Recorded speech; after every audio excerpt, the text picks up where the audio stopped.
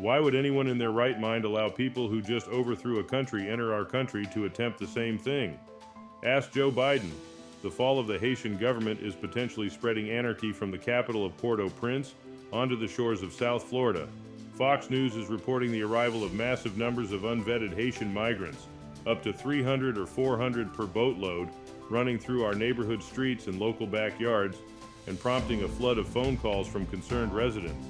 In recent days, criminal gangs took control in that island nation, setting free many hardened convicts from Haitian prisons. Can you spell INVASION? And who is the highest-ranking U.S. official vested with the responsibility of protecting our shores? The Chief Executive Officer, the President of the United States. So where is he?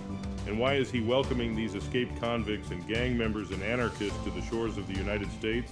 Answer: could it be because they are undocumented Democrats? Is the Democrat Party so desperate to block a second Trump term that they are really willing to accept newly minted Democrats from Haiti? Monroe County Sheriff Rick Ramsey told the network that his office must answer every report and that local resources are limited, but he credited Florida Governor Ron DeSantis for a prompt response from the state in dealing with this latest crisis. Ramsey says it is not clear whether those now arriving are just seeking a better life or if they are among the criminals. He adds his office does have plans in place to deal with such emergencies, and that the office of Senator Rick Scott has also been helpful, but that there is only so much that one man can do. Meanwhile, Governor DeSantis told reporters that Florida Fish and Wildlife officers intercepted a boat filled with 25 potentially illegal Haitians. On board the foreign craft, they found weapons and drugs as well as night vision gear. He credited the Coast Guard as generally doing a good job to safeguard the state despite being undermanned.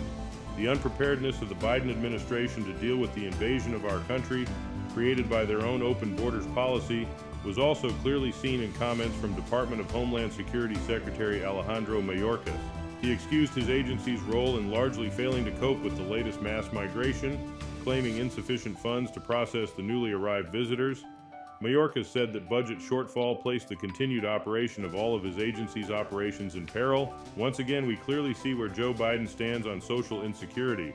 We may not be able to overrule those suicidal policies, but there is something we can all do to help protect those brave officers, still willing to confront the risks of policing 21st century America. Give our outgunned men and women in blue a fighting chance on the streets by donating protective gear, like active shooter vests. We make it possible at investusa.org.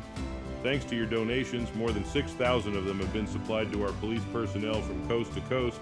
Please do your part to protect the lives of those fighting for your family's survival. Visit investusa.org and click the Donate tab at the top or bottom of the page.